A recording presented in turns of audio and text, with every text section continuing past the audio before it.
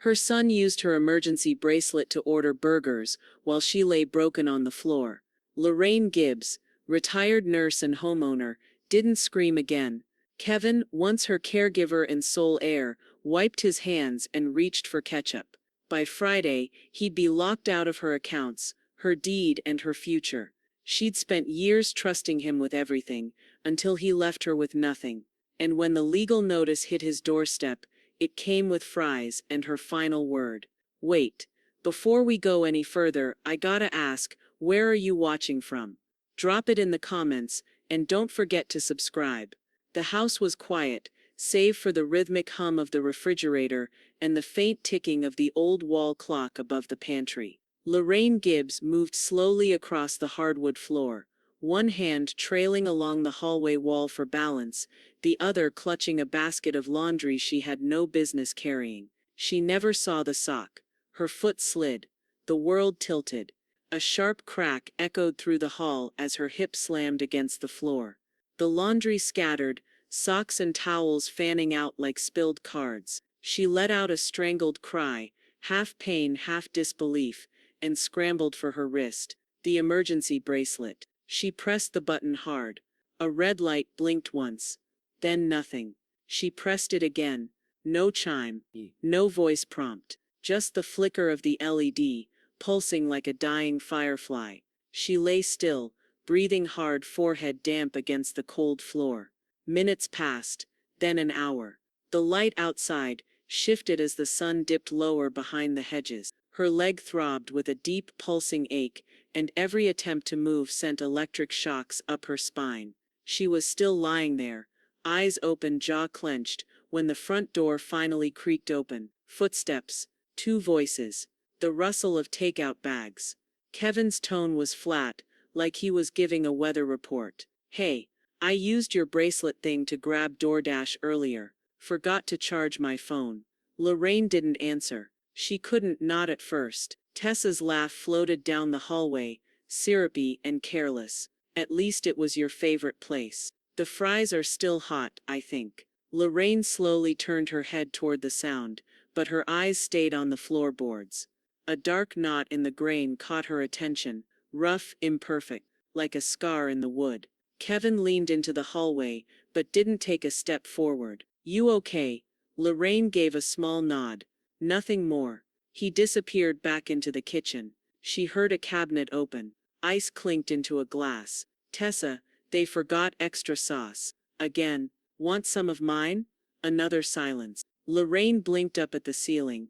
The plaster yellowed slightly with age. Her breathing was shallow. Her hand was still on the bracelet. Eventually she pulled herself into a crawl, dragging her left leg behind her like a sack of grain. The hallway seemed to stretch on forever, each inch a battle. No one came to help. That night, the house smelled faintly of grease and garlic salt. Lorraine sat at the edge of her bed, her hip wrapped in a makeshift ice pack. The room was dim, lit only by the amber glow of a small bedside lamp. She held the bracelet in her palm. It was scuffed at the edges, the plastic slightly discolored where the strap had rubbed against her wrist for months.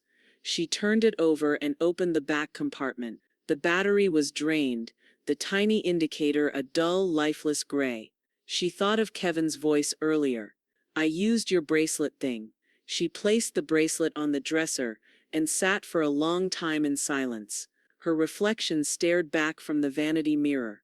Older, yes, but not fragile, not foolish. Down the hall, muffled laughter erupted from the guest suite. A door clicked shut. Lorraine didn't flinch. She reached under her mattress and pulled out the small security remote. With one click, she enabled the hallway camera. Then she opened her bedside drawer and took out a yellow legal pad. At the top, she wrote one word in capital letters, trust. Then beneath it, another, revocation. As she set the pen down, a low creak echoed through the house. Footsteps, maybe the wind. She reached again for the bracelet. This time she didn't press the button. She stared at it instead. Morning sun spilled through the kitchen window, catching the floating dust in pale golden sheets. Lorraine stood at the counter with a mug of black coffee, one hand resting on her cane, the other gripping the remote to the wall-mounted monitor just above the spice rack. She exhaled once, then pressed play.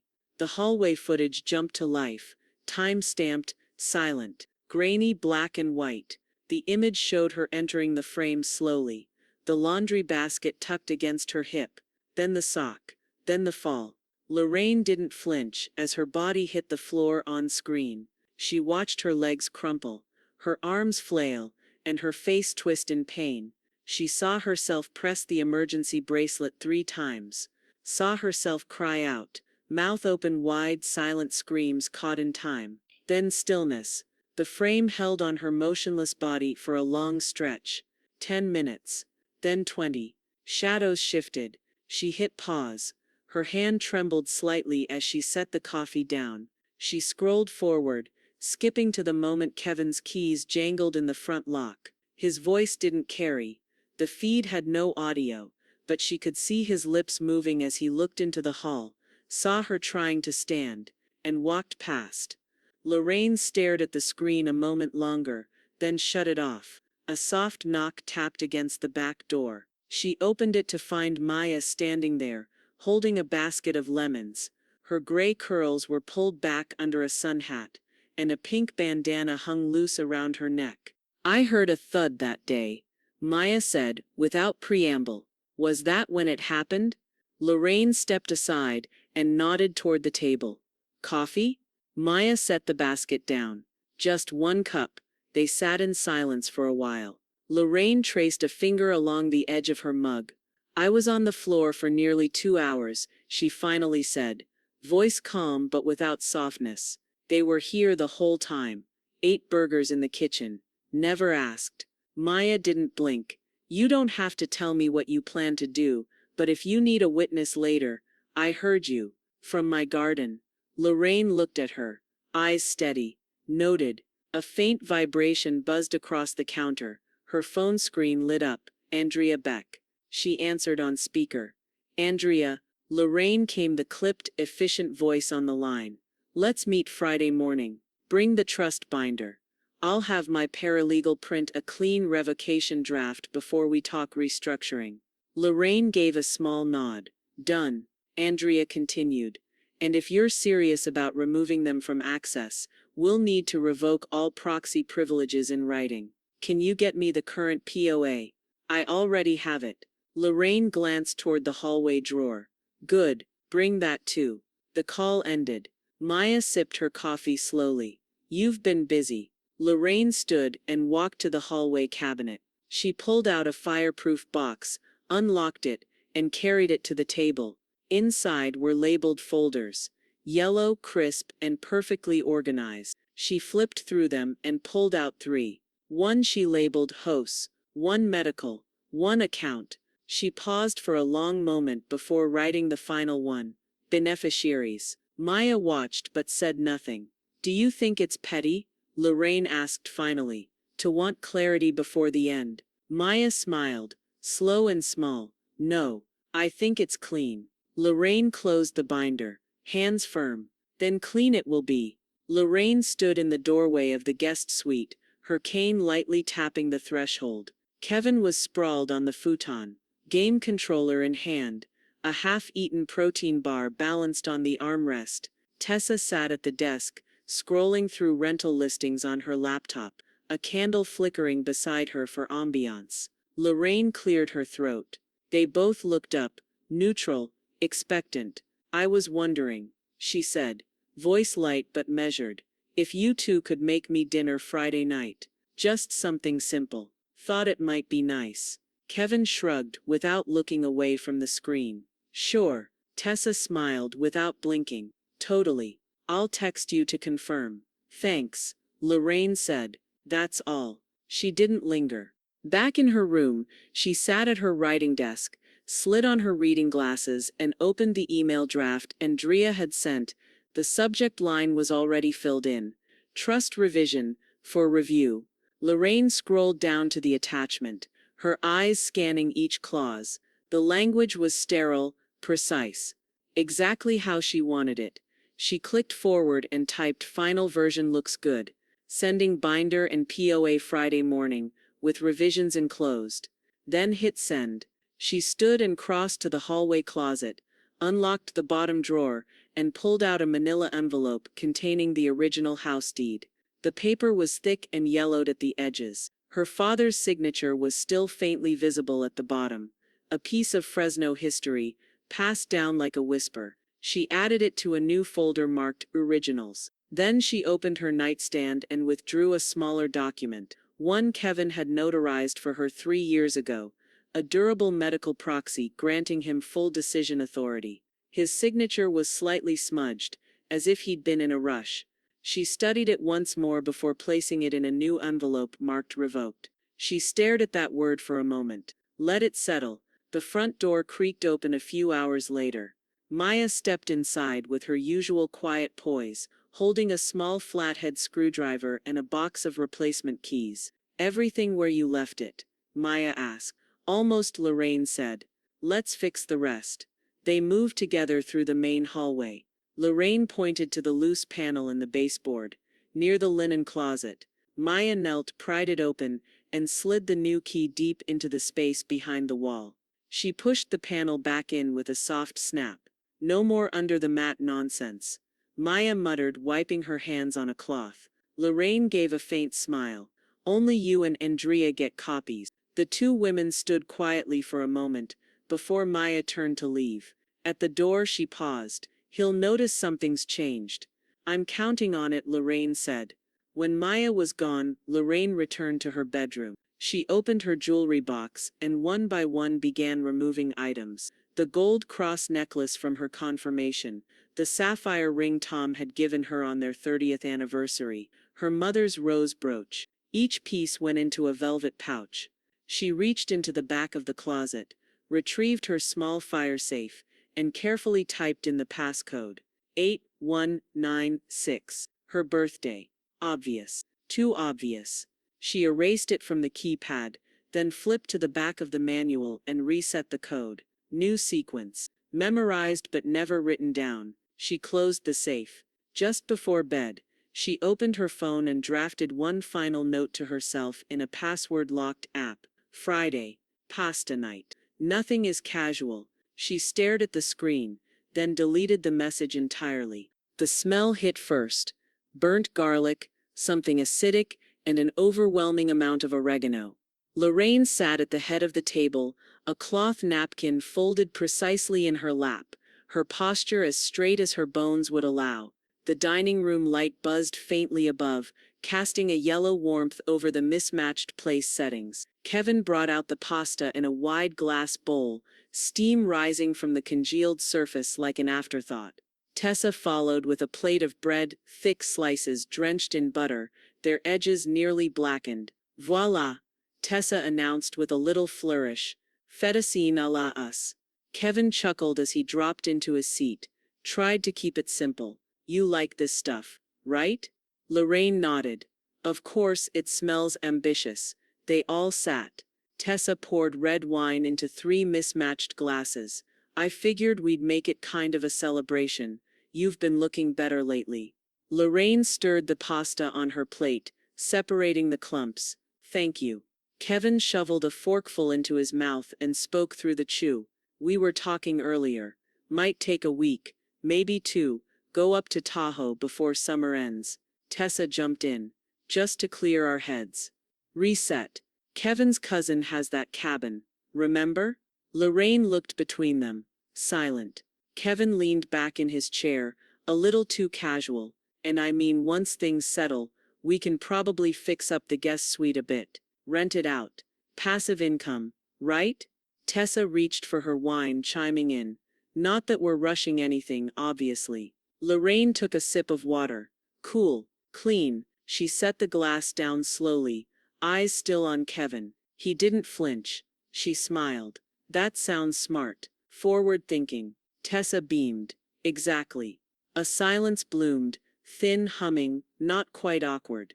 Lorraine looked down at the untouched bread beside her plate and finally picked up a slice. She tore off a small corner and placed it on her tongue. Far too salty. Still, she chewed, swallowed, and offered a compliment. The seasoning's bold. Kevin laughed. That's what happens when the cap falls off the shaker. Lorraine reached for her phone on the table. Tessa, would you mind taking a quick photo of us? I've been trying to update a few frames around the house. Tessa perked up. Oh, that's sweet. Of course. She walked around the table and angled the camera. Lorraine leaned subtly toward Kevin, who looked mildly annoyed but posed anyway. The shutter clicked. Twice. Got it, Tessa said, handing the phone back. Lorraine examined the image, her hand resting gently on Kevin's forearm, both of them smiling, frozen in a version of reality that no longer existed. She saved it to a locked folder. Halfway through the meal, Lorraine set her fork down and dabbed at the corner of her mouth. If you don't mind, she said gently, I think I'll lie down early tonight. The pasta's lovely, but I want to get off my feet before they start barking. Kevin waved a hand. No problem. We'll clean up. Tessa stood. I'll put everything in the dishwasher. You rest. Lorraine pushed her chair back and moved toward the hallway, her cane tapping softly against the hardwood. At the edge of the room she paused and turned. Thank you both. Really. Kevin gave a small nod. Tessa flashed a smile too wide, too bright. Lorraine turned away. She didn't limp tonight. Not once. Back in her room she placed the photo frame face down on the dresser. Then she opened her nightstand drawer, removed a white envelope labeled Friday, and tucked the newly printed document inside. The scent hit the guest suite before the knock did.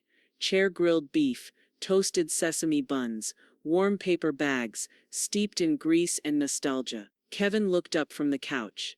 Did you order food? Tessa poked her head out from the bathroom, towel twisted around her hair. Nope. Another knock. 3 firm taps. A pause. Then a fourth, softer, almost polite. Kevin opened the door. A delivery driver in a blue hoodie handed over a large brown bag, with their names written in thick black Sharpie, for Kevin. Prepaid. No tip needed.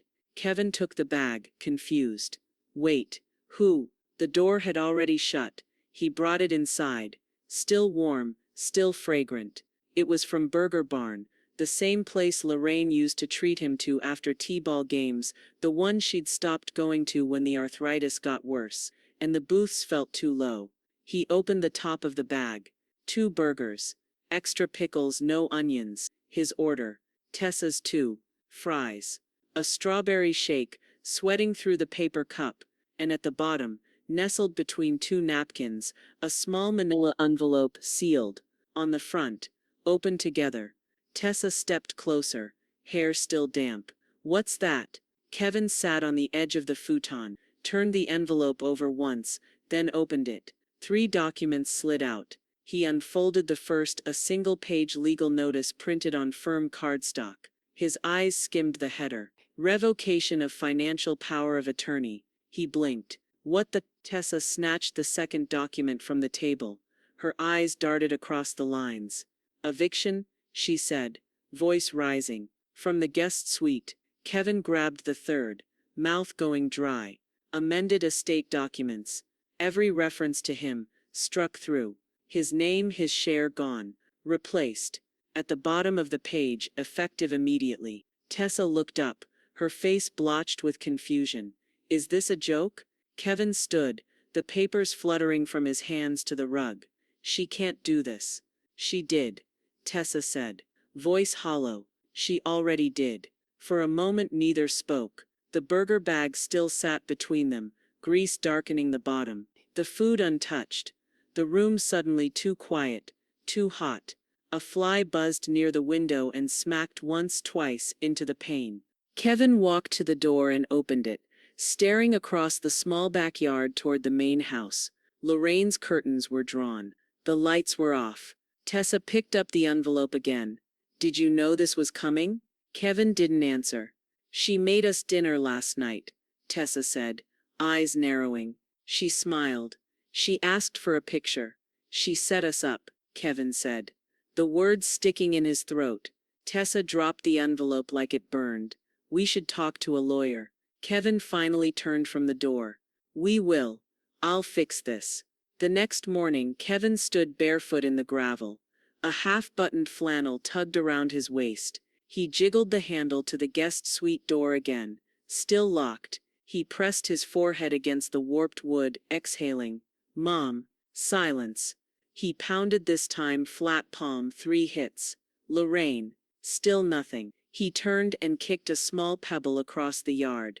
The main house was still dark, blinds drawn, no sign of movement. It was past 10.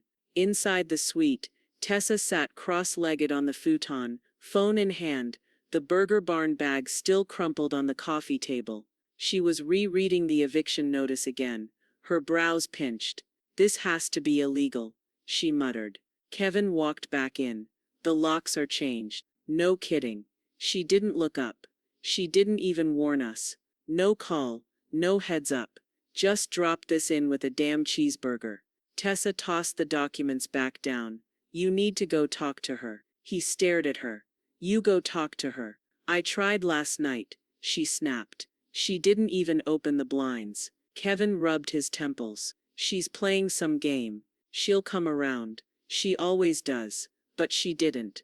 By midday, Lorraine had a locksmith's van parked in the driveway. Kevin watched through the slatted blinds as a short man with a clipboard replaced not only the guest suite doorknob but the deadbolt on the back entrance of the main house.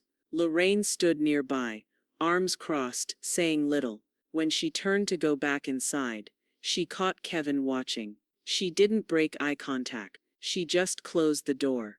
At dusk, Maya appeared on the porch like a quiet offering. She carried a small bronze bell in one hand, the kind you might find in a country store or an old schoolhouse. She rang it gently. The sound was soft and high, like a bird call. Lorraine opened the front door without a word. Maya handed it over. In case you fall again, she said simply. I'll hear it. Lorraine held the bell for a long second before nodding. Thank you. Inside, she mounted it beside the front door, just beneath the new keypad panel, its surface glossy and unscuffed. She entered a 6-digit code, paused, then entered it again to confirm. Only 2 people had it, Andrea and Maya. She erased Kevin's name from the emergency contact list while the oven preheated for dinner. That night, Kevin tried every entry point. The gate, the side window, the basement crawl space, all of it had been quietly, completely sealed off. He sat in his car, engine off, and stared at the main house. His breath fogged the windshield. The interior light flickered for a moment before dying altogether. He adjusted his seat back, pulled a hoodie over his head and tried to sleep. The neighborhood was too quiet for that. A raccoon rustled in the hedge. A sprinkler clicked on in the next yard. From her bedroom window, Lorraine watched the dull orange glow of Kevin's dashboard fade into stillness. By morning he was gone. Lorraine found the tire tracks in the gravel. A fast peel-out. No note. Later that afternoon, her phone buzzed, 4 missed calls, all from Tessa. Then a string of voicemails, brittle and rehearsed. Lorraine, I think we need to have a real conversation. This is spiraling into something it doesn't have to be. You're unwell. That's the real issue here, isn't it? We will contest this. Lorraine saved every voicemail, then blocked the number. She sat in her garden that evening, pruning the rosemary, when Maya appeared again. No bell this time, just her shadow on the fence line. Car's gone, Maya said. Lorraine didn't stop pruning. He needed a night to remember how cold comfort can be. The footage played in slow, silent agony on Lorraine's laptop screen, its black and white grain thick, with consequence. She sat at the kitchen table. The early morning sun filtered through the blinds like measured blades of light. Her teacup steamed beside the laptop, untouched. She let the cursor hover over the moment. 8 hours 47 minutes and 32 seconds a.m., where her figure entered the hallway. Laundry basket balanced awkwardly, one sock peeking from the top like a white flag. Then 8 hours 48 minutes and 1 second. The slip. Her body went down hard, her arm reaching for the wall missing. The timestamp ticked forward. She pressed the emergency bracelet. Once, twice, 3 times. Red light flashing, her mouth wide in a scream the camera couldn't capture. And then silence. Lorraine didn't look away. Not once. The timestamp marched on. 10 minutes. Then 20. Her limp body shifting, her hands trembling as she tried, and failed to move. At 10 hours 14 minutes and 22 seconds, the door opened. Kevin appeared, glancing into the hallway, then walking out of frame. The smell of burgers must have filled the house. Lorraine hit pause. She tapped her phone and called Andrea. "Sending you something now," she said, her voice flat. Andrea's reply came fast, sharp. "Is it what I think it is? Worse." Lorraine clicked upload and dragged the MP4 file into the email body. She labeled it subject, video evidence, file no response note time-stamped, no audio. Andrea texted seconds later, "Got it. Will classify under justification for removal. Want to add commentary." Lorraine replied aloud, though no one was there. She shut the laptop and leaned back. That evening Maya stopped by with a small basket of tomatoes from her garden and a tin of lemon cookies. Lorraine waved her in and set the laptop back on the table. Maya watched the video, arms folded, jaw set tight. At the end, Lorraine looked at her. "Too much." Maya shook her head. "Add captions. Let them read what they ignored." Lorraine nodded once, slowly. "Good." The next morning she downloaded a free caption tool, added only what mattered. 8 hours 48 minutes and 1 second. Fall 8 hours 48 minutes and 7 seconds. Help. 8 hours 48 minutes and 15 seconds. Please someone. 8 hours 49 minutes and 42 seconds. No response. 10 hours 14 minutes and 22 seconds. Son enters. Ignores hallway. The rest of the footage played in real time. Nothing dramatized. No fade to black. Just Lorraine's stillness and their casual disregard. She saved the file as final.mp4. Music. No signature. Just raw, time-stamped truth. That afternoon, she drafted a new email. To Kevin Gibbs' last known email. Subject: "This is what you heard and ignored." Attachment: final.mp4. No groupie. No sign-off. She hit send. Then closed the laptop and turned off notifications completely. The next day passed, then the next. No reply, no knock, no call. The silence wasn't empty, it was loaded. She stepped outside after dinner, standing barefoot on the porch. The air was warm, still thick with dust and orange light. Her hand brushed the bell. Maya had hung beside the keypad. She gave it one soft ring, a sharp sound, almost too small to carry, but enough. The doorbell rang at exactly 10 o'clock a.m. Not early, not late. Right on time, like Tessa was proving a point. Lorraine opened the door to find her standing on the porch, dressed like she had somewhere better to be. A pastel cardigan draped over her shoulders, oversized sunglasses pushed up on her head like a crown, lip gloss, blush, a careful flick of mascara. Lorraine stepped aside. "Coffee's already on," she said. Tessa smiled as she entered. "Smells like cinnamon. It's chicory." They sat across from each other at the kitchen table. Lorraine had set out 2 mugs, a sugar bowl, and a small ceramic dish of shortbread cookies, still in their plastic sleeve, unopened. The air was still and clean, the kind of quiet that made every chair creak louder than it should. Tessa cupped her mug, eyes soft. "I'm really glad you asked me over." "I didn't ask. I invited." Tessa gave a soft laugh, like they were sharing a private joke. "Right. I mean, I've been wanting to talk anyway. I just didn't know how to reach you."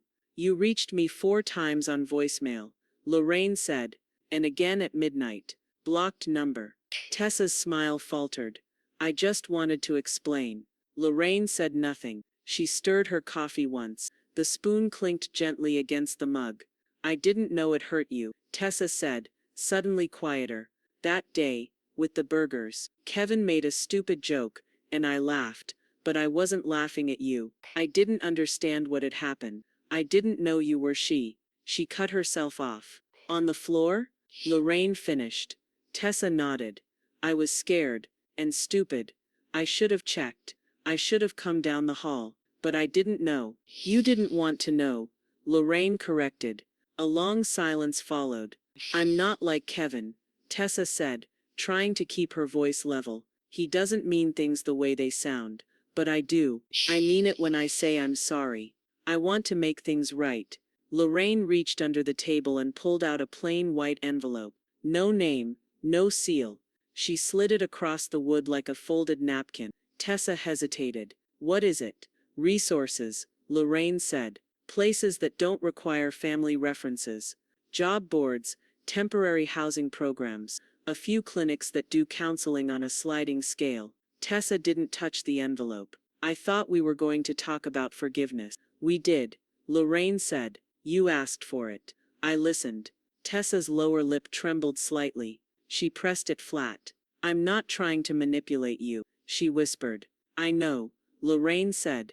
Because it isn't working. Tessa stared at her for a moment, then reached for the envelope. After all, Kevin doesn't know I'm here. I'm sure he doesn't. I'm not going back to him. I didn't ask. They sat in silence again. Tessa's shoulders deflated as she slipped the envelope into her purse. Lorraine stood.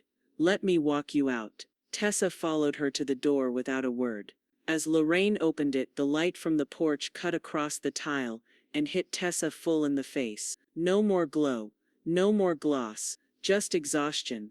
At the threshold she turned back. You don't believe I can change, do you? Lorraine's gaze held steady. I believe you can start over. That's enough. Tessa stepped onto the porch, her heels clicking once on the concrete. She didn't say goodbye. Lorraine closed the door, locked it, then returned to the kitchen, picked up Tessa's untouched coffee, and poured it down the drain. It started with an envelope. Certified mail.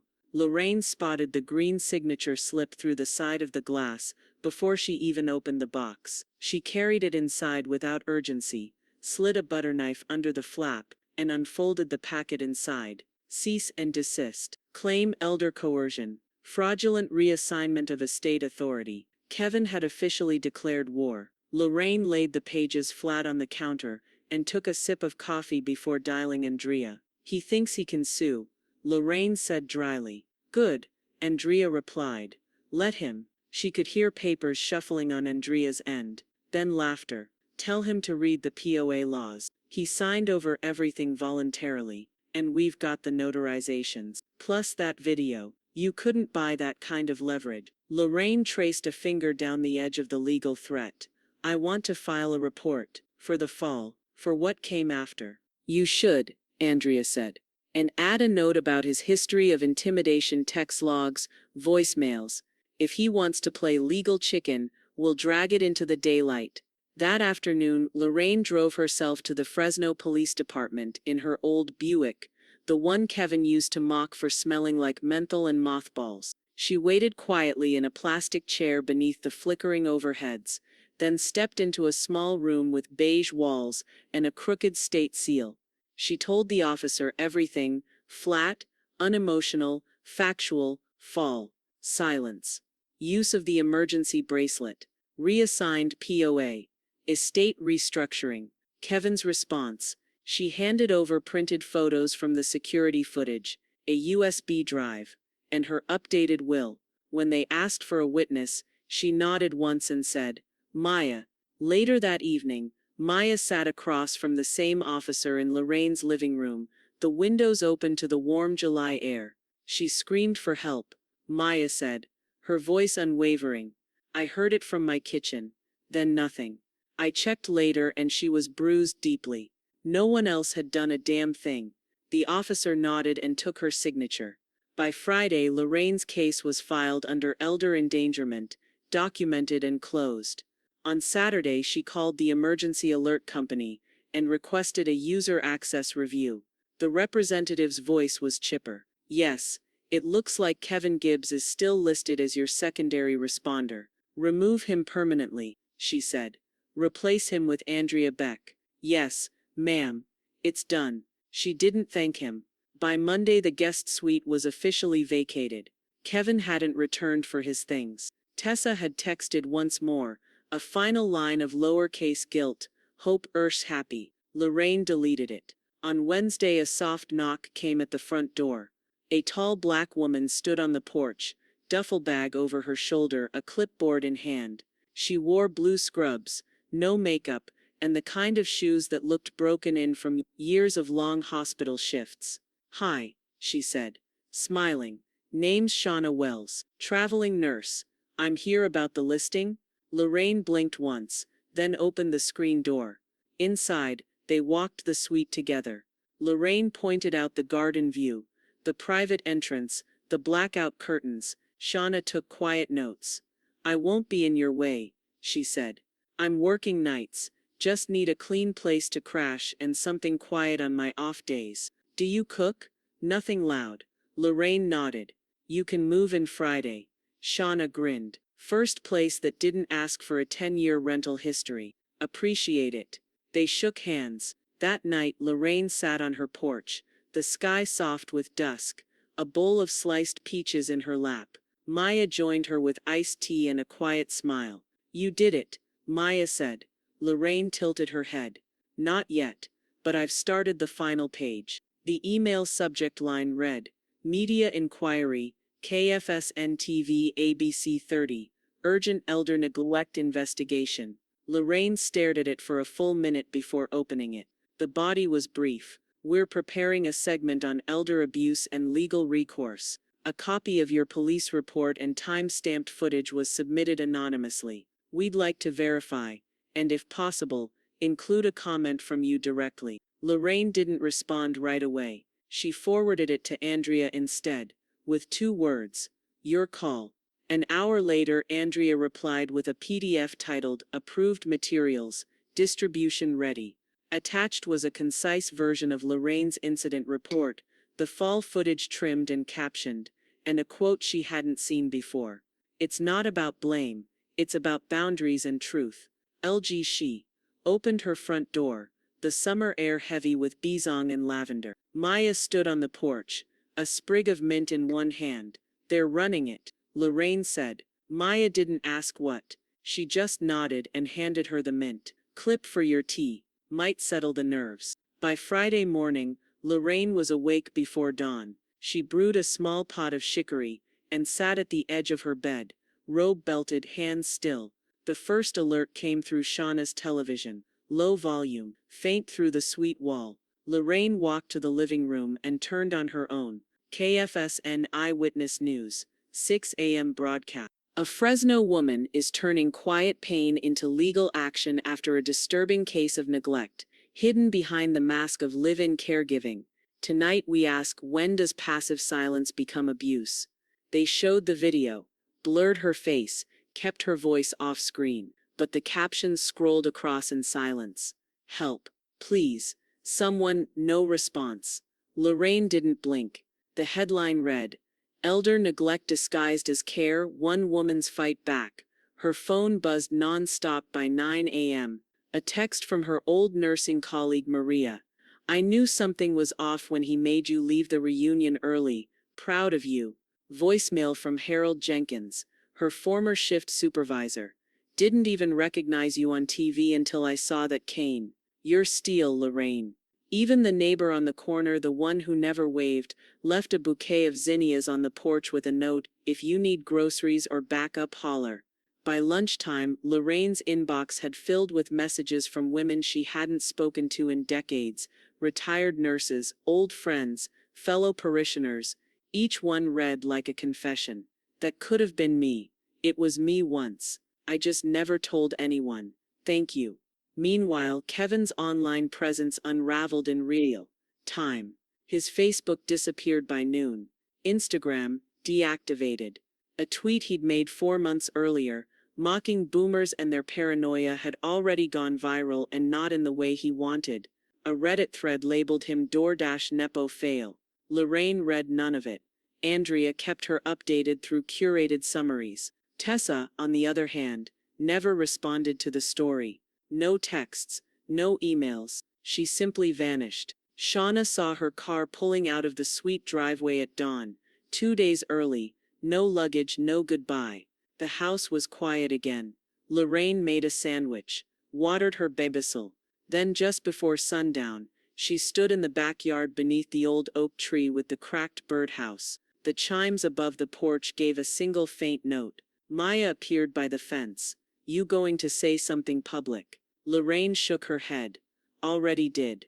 Lorraine sat at her desk in the early morning light, the inbox on her tablet open to 117 unread emails. A few were news alerts. Some were automated replies. Most had subject lines like, "You're braver than I was. I'm crying at my kitchen table right now.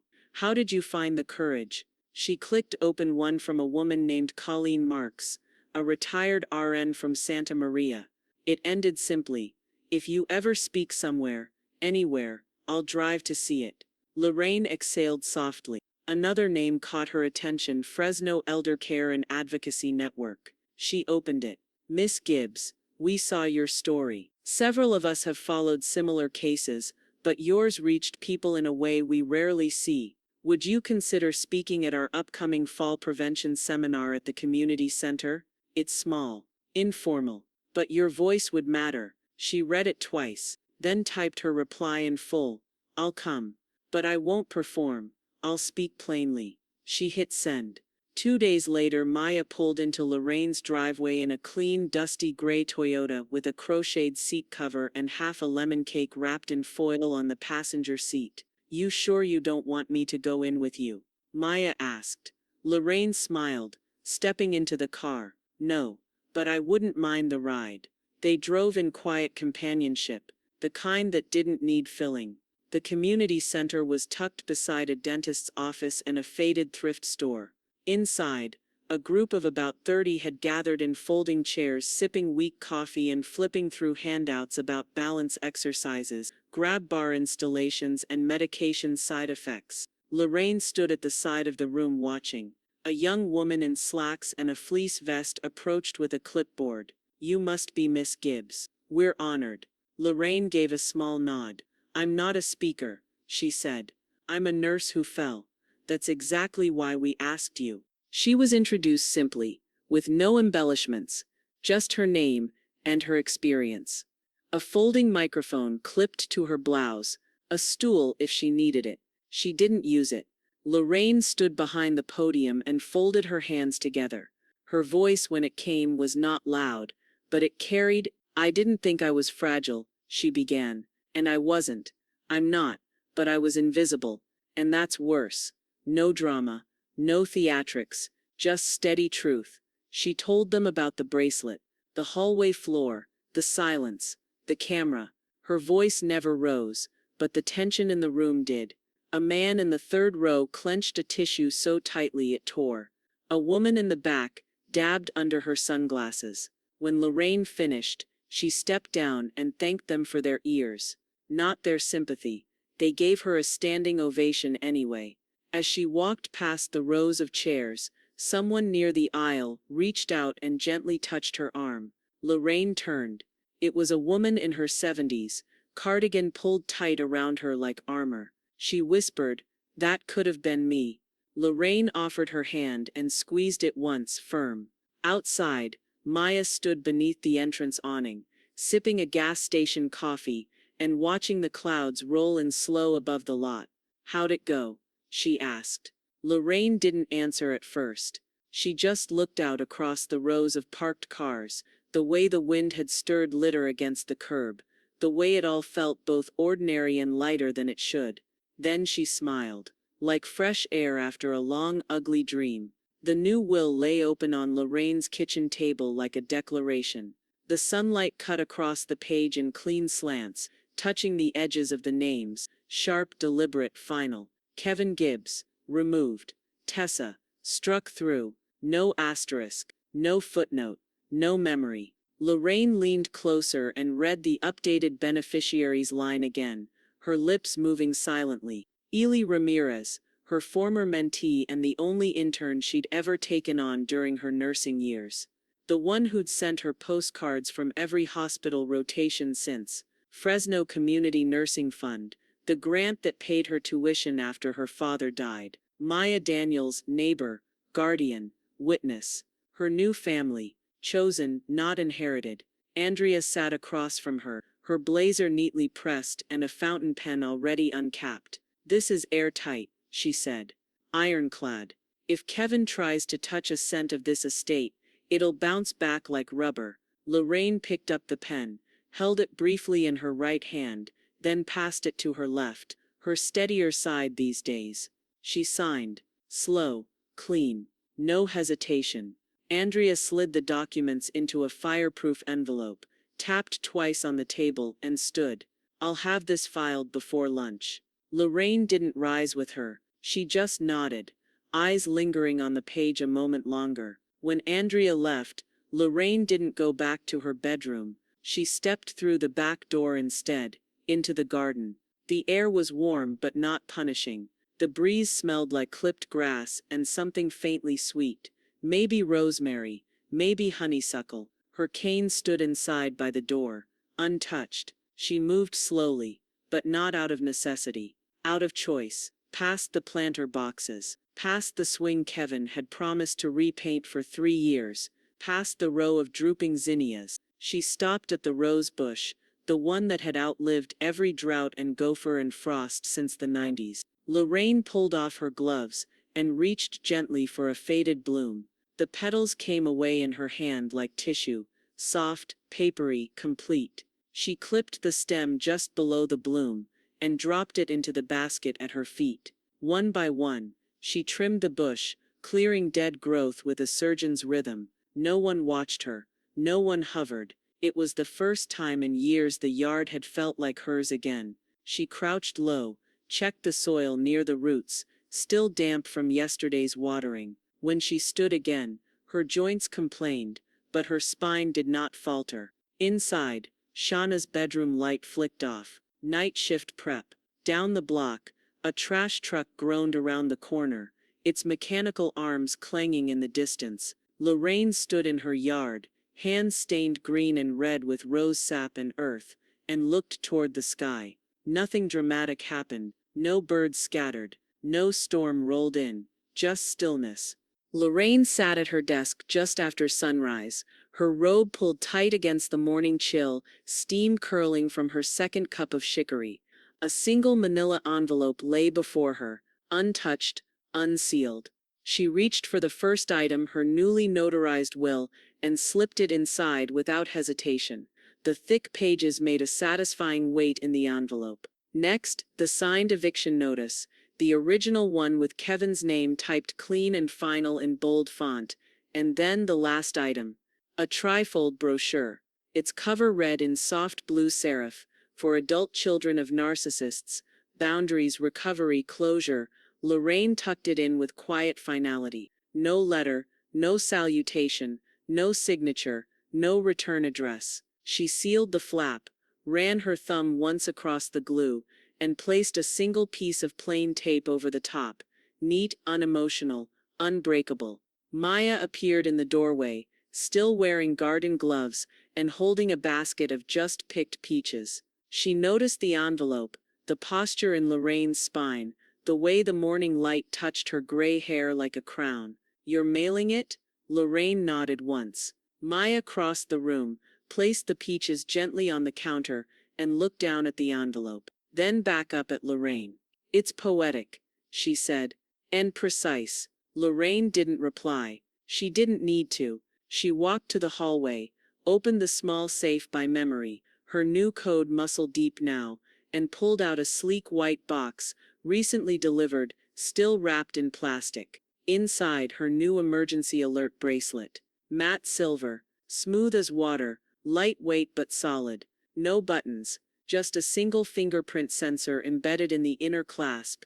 She clipped it to her wrist, let it sit for a moment, then pressed the sensor gently with her thumb. A soft chime rang, low, clear, and unmistakable. Activated, locked, protected.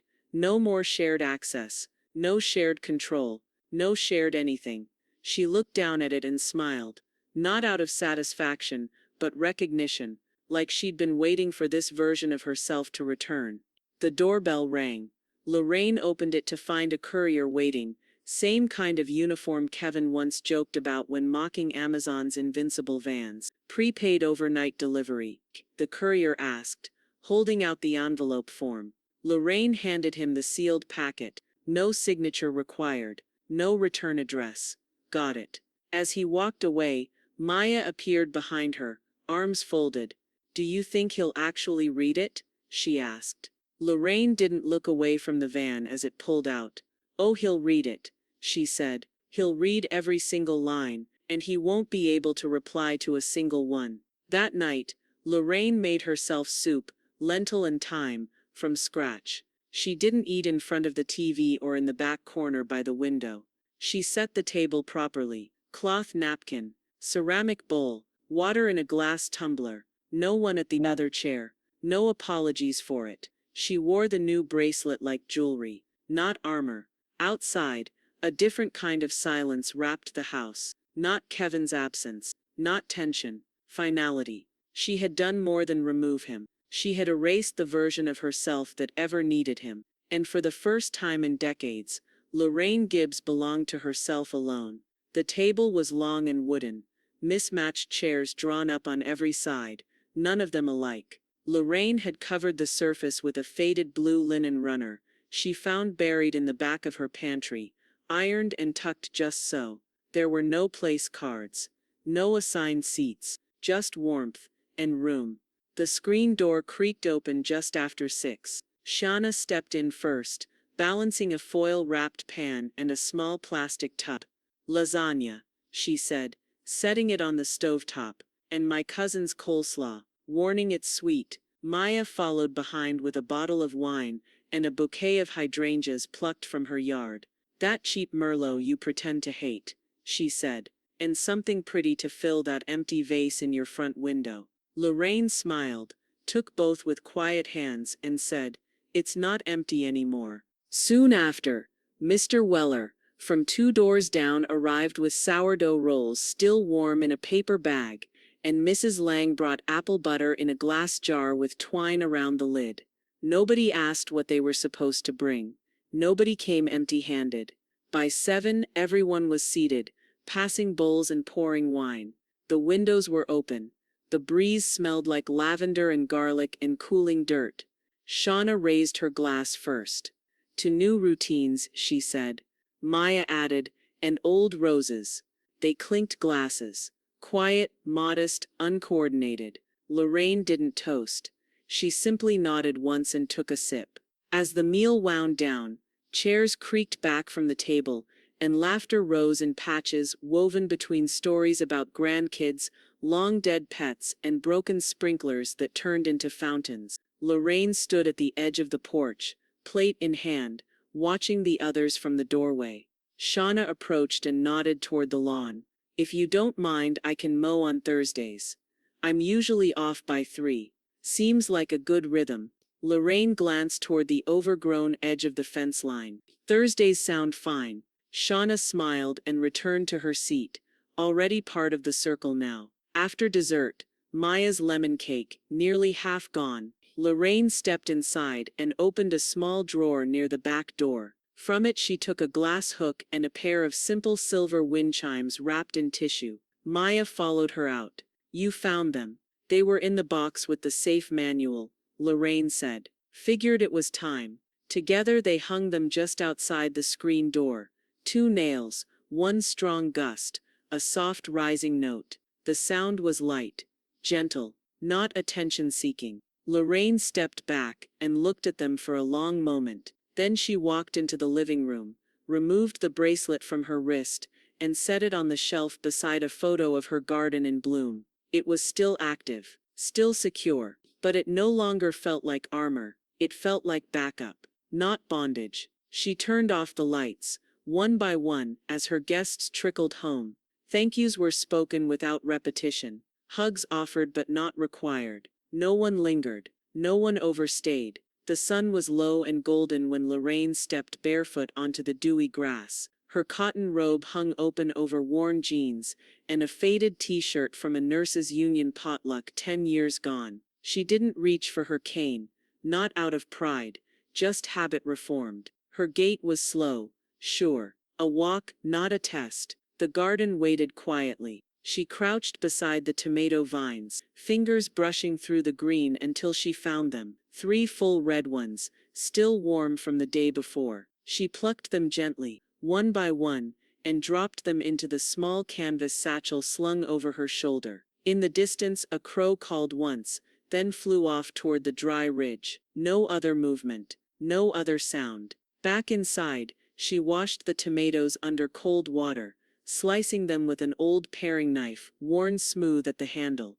She added olive oil to the pot, a cracked bay leaf, and the diced garlic Shauna had left behind from a shared grocery run. The house filled with something rich and easy, something remembered, not invented. Halfway through the simmer, the phone rang. She didn't rush to it. She wiped her hands slowly, picked up on the third ring. Andrea's voice came through bright clear. It's done. Full clearance filed. Everything's closed. Estate, POA healthcare proxy, alert network. He's locked out of all of it. Lorraine smiled without sound. Bank flagged the mailer you sent him as final documentation. He can't legally dispute it without perjuring himself. It's clean, Lorraine. You did it. I know, Lorraine said. They didn't talk long. They didn't need to. After hanging up, she turned off the stove. Let the sauce rest. She reached for a wide glass container with a matching lid, ladled the warm spaghetti inside, tucked a small square of Parmesan on top, and pressed the seal tight. Then she pulled a drawer open and took out a note card, white with soft blue edges. Her handwriting was slow but firm. Asterisk for all the meals you carried to my door, for the silence that never meant absence, for not asking until I was ready to answer. Less asterisk. She slid the note beneath the lid, just visible through the glass. By evening, she walked the container down to Maya's front porch, left it on the top step without knocking, and returned home without pause. The porch light flicked on a moment later. Lorraine sat by her living room window, tea cooling on the table beside her. The wind chimes by the door, whispered once, then again, soft, slow, satisfied. Outside, the sky folded gently into dusk, pulling lavender and gold down over the garden. She took a sip.